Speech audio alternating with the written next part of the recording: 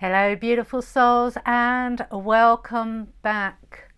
I'm so grateful you've joined me on this journey through the 4 Agreements by Don Miguel Ruiz. Over the past few weeks, we've explored the first 2 agreements: be impeccable with your word and don't take anything personally. Both of these concepts have the power to radically transform our lives. Today we're diving into the 3rd agreement, which is equally powerful. Don't make assumptions.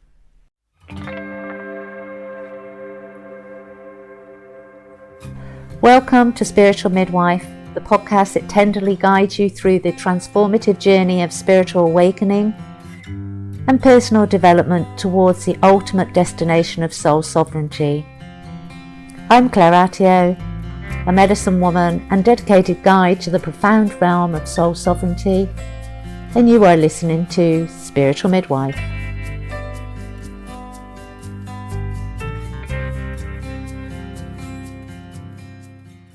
This agreement is all about communication, clarity, and freeing ourselves from the unnecessary suffering that comes from misunderstanding. Think about how many conflicts, big or small, are rooted in assumptions.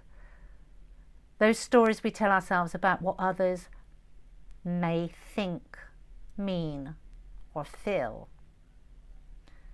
Those stories that we take to our head when we see somebody's facial expression, when there is a tone to their voice, how we then take the words that were said and make assumptions of their meaning. When we make these assumptions, we create drama when there's no need to be any. And I think women, I'm going to be honest here, I don't like to segregate normally, but I think women are worse at this than men. Men take many things at face value. They just hear the words.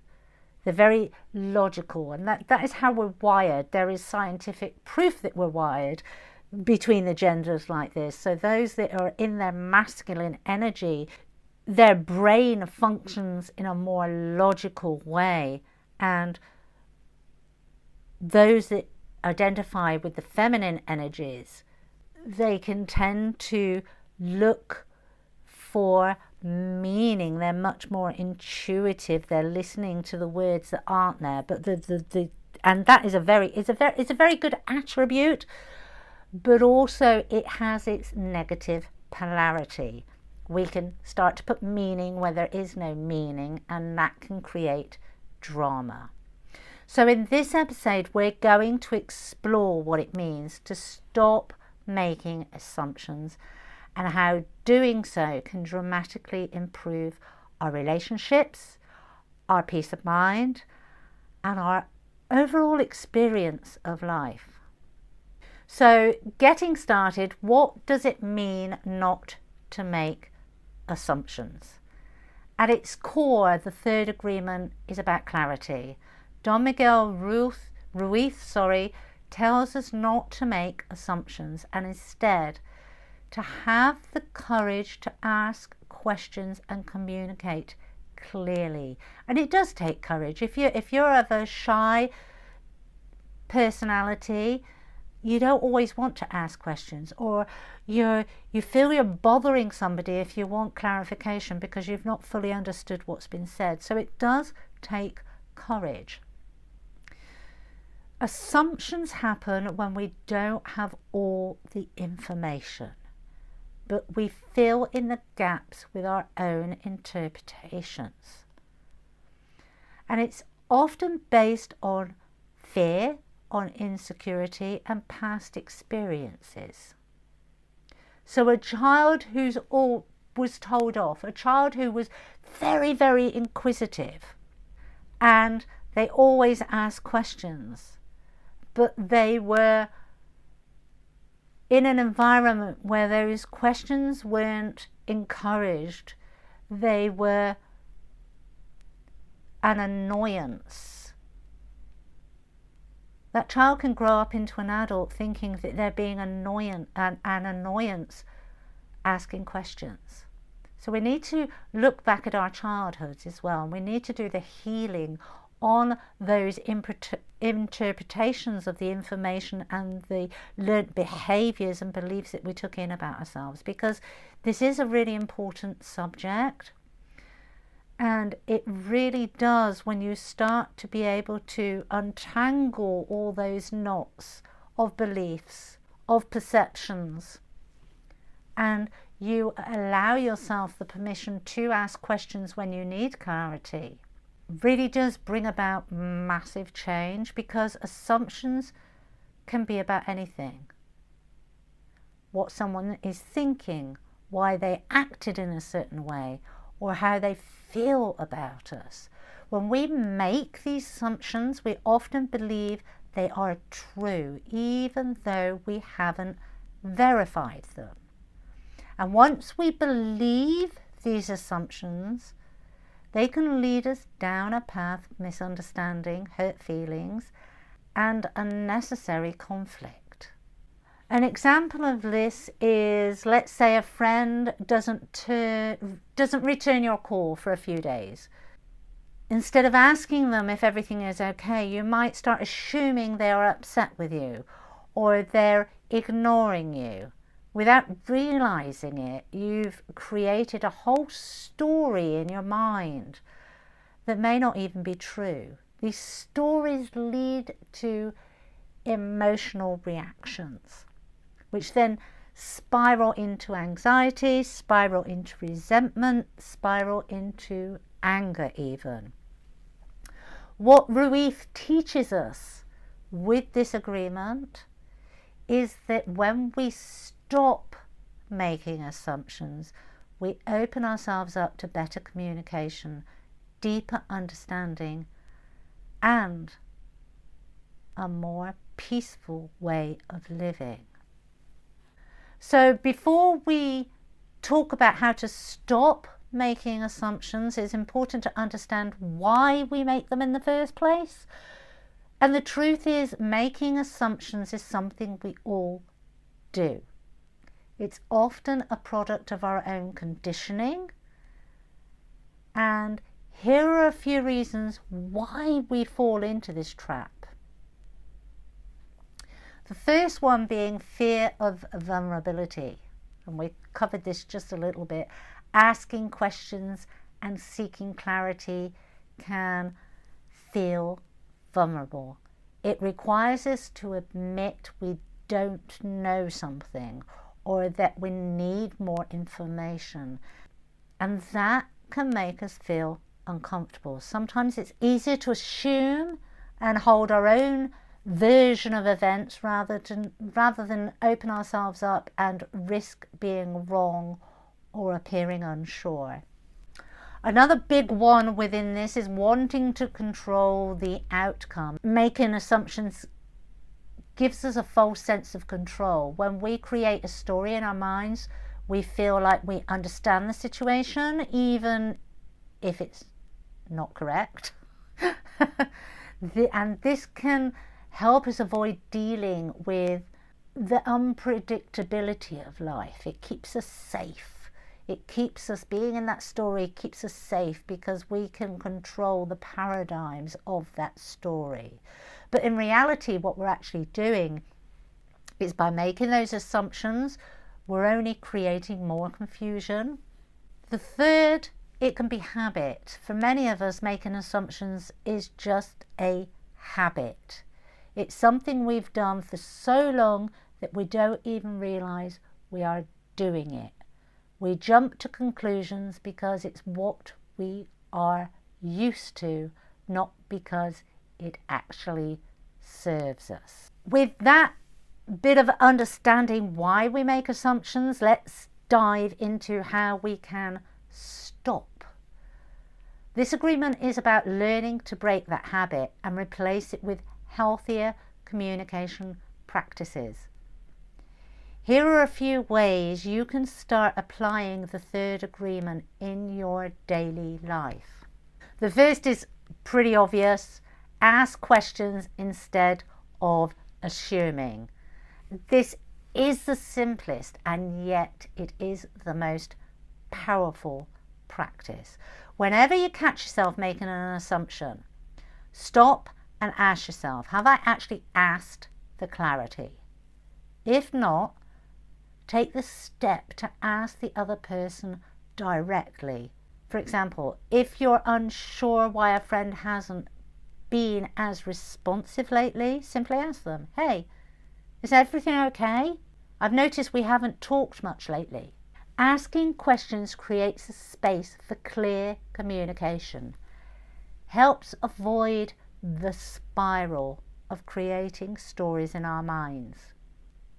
It's better to be direct than to guess at someone's motives or feelings. And I'm smiling when I say that because I have a mother who really hates asking for clarity, and she creates all sorts of mayhem and chaos within the family because she fills in the gaps. She makes those assumptions. And I'm always saying to her, well, you need to just say or ask X, Y, and Z. And she'll go, oh no, I don't want to do that. That's going to cause conflict. Again, she's gone straight into a story. She is assuming by asking for clarity or being very clear in her communication that it's going to create chaos. She hasn't grasped the concept that the chaos stems from the lack of clarity in the first place. And this is a case scenario, and I'm not calling out my mother here because it's a case scenario that many of us suffer from. Number 2, don't assume people see the world as you do. One of the most common assumptions we make is that others think, feel, or say things the way we do. But in reality, everyone has their own unique perspective, shaped by their life experiences, by their beliefs, and by their emotions. When you stop assuming that others view the world the same way you do, you open yourself up to greater understanding and empathy. For instance, in this case, is you might assume that a colleague didn't appreciate your help because they didn't say thank you. But perhaps gratitude just looks different to them. They might have appreciated it, but didn't express it in the way you expected. When you're unsure, it's always better just to ask than assume. The third is practice self-awareness, catch yourself. I always call this turn up the volume on that inner dialogue. And to break the habit of making assumptions, you need to become aware of when you're doing it.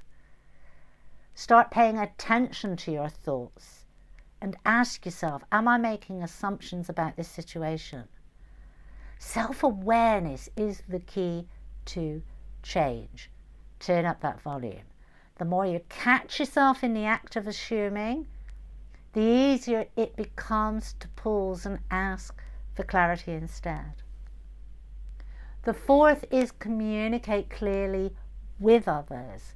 Clear communication isn't just about asking questions.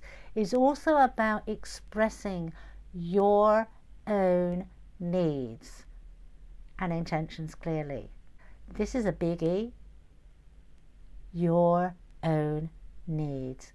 And within that, I would actually say there has to be a level of personal development where you need to know what your needs are to be able to communicate them, to be able to express them, or to have the confidence to say, I don't know what I need at this moment. I don't know what's going to help me at this moment. So many people, when they don't know, are afraid to say they don't know, or they don't have anything to say in that given situation. And this comes up a lot in group work, and I do a lot of group work, where people don't have anything to add when you're doing a check-in round and they don't have anything to add. Being able to go, actually, there isn't anything I want to add, there isn't anything I want to say, is clear communication. It's better to do that than to just waffle on and create confusion, create a story because of the felt perception of needing to add something when truly your body, your mind, your heart is saying, no, I don't have anything to add, everything's been said. Don't assume that others know what you're thinking or what you need, or the fact that you don't know what you need. It's just as important to communicate the fact that you don't know what you need. They may not know that. They may feel that you're hiding. They may have gone and be assuming themselves that, oh, you're not saying anything because you're hiding something that you don't want to say or you don't want to express. They're making an assumption from the lack of your communication, whereas if you communicate very clearly, at this point in time, I don't know what I need, you're taking away that need to fill in the gaps for them. So this whole agreement is not just about the assumptions that you're making, it's about communicating clearly to others so that you're not leaving gaps that they then make assumptions. And a good example of this is if you're overwhelmed and you need support, don't assume that your partner or your friend knows what you're going through, what's going on with you. We're very good at masking facially that body language. We've taught from a very young age tricks of masking our body language, our facial expressions, and so not everybody can be picking up. Also, if you are with a partner or you are with a friend and they have a lot going on in their life, they may not have the energy to be attuning to pick up those subtle signs. Take the time to communicate clearly. I'm feeling a bit stressed.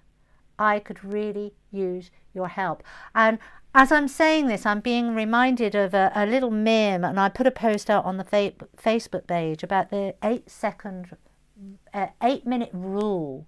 8-minute rule. And the meme was a guy who was talking about how he had a friend that had always been there for him when he was going through his stresses and when he was going through his challenges. And he kind of was getting on with his life, and he'd been pretty busy that month. And when he finally spoke to his friend then said, yeah, you know, I've been going through this and I've been going through that and I've been going through the other. And he was mortified because he hadn't been there. He hadn't been given the opportunity to reciprocate that support, that assistance. And when he said to her, why didn't you phone up? Why didn't you ask me? And she said, well, I did phone you. I did ask you if you had time to go for a coffee. This is where communication falls down. So what they actually did, and what is now beautiful, and I actually teach when I'm doing groups as well when it comes to communication, effective communication, is the 8-minute rule. So what they actually do is when they're in need of support, when they're in a bad space and they want their buddy to support them, instead of saying, oh, have you got time for a coffee, which is very generic, they say, have you got 8 minutes? And that alerts the other into knowing that they're in a really shitty space and a place and they need support. That 8 minutes may not be a code that works for you. I thought it was brilliant, and it's something that I actually teach now because it is very powerful, and it's not something that can be lost in a normal conversation. It's not something that can be lost when you're in your busy and you're not really listening to the conversation, you're not fully engaged.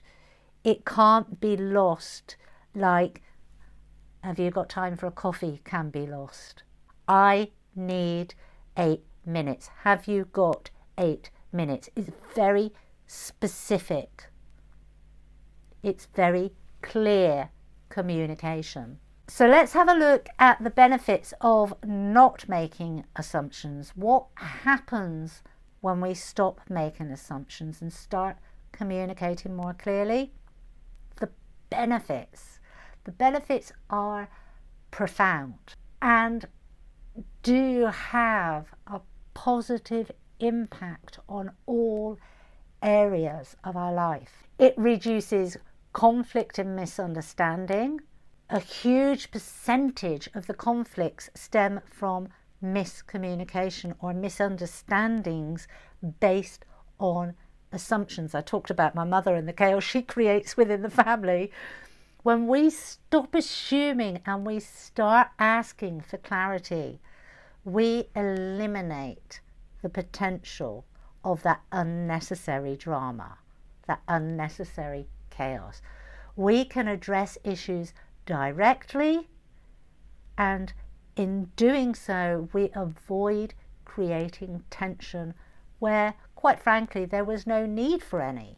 We create deeper relationships. We open the door to more meaningful, authentic relationships. Asking questions, listening, and being open to the perspectives of others allows us to connect more deeply. You stop seeing people through your lens of assumptions and you start seeing them for who they truly are. We gain inner peace, and in that inner peace we experience less stress. Assumptions create mental and emotional stress. They fill our minds with stories and what ifs that can and do spiral completely out of control. By practicing this agreement, you clear away the mental clutter and you focus on what's real, what's true in the moment. And this leads to a more peaceful, grounded state of mind. Clearer communication is personal empowerment. When we practice this third agreement, our communication becomes clearer and more empowered. We learn to express our needs. Even if we don't know what those needs are, we're able to express we don't know what those needs are, which allows us to ask for what we want and to seek clarity when it's needed. This level of honesty and openness creates a foundation of trust in our relationships, and it helps us stand more firmly in our truth. And let's remember, truth is subjective. It's our truth. So real life scenarios and applying the third agreement, what does that look like? What does that look like in real life situations? Let's take a look at work. One that we can look at work is you've been working hard on a project. Your boss gives you minimal feedback. You assume they don't like it and you start worrying about your performance. Instead of letting these assumptions brew, ask for feedback directly. Ask for a meeting with your boss. Say that you want to discuss the project and how it's going, how it's being perceived. I'd love to know your thoughts on the project. Is there anything I can improve? In our relationships, you notice your partner has been quiet lately and you start assuming they're upset with you. Instead of assuming, ask them directly. Hey, I've noticed you've been quiet. Is everything okay? Is there anything we need to talk about? With your friends, you invite a friend to an event and they decline without much explanation. You assume they don't want to spend time with you. Instead of creating a story in your head, simply ask. I've noticed you couldn't make it to the event. I hope everything's okay. Maybe we can plan something else?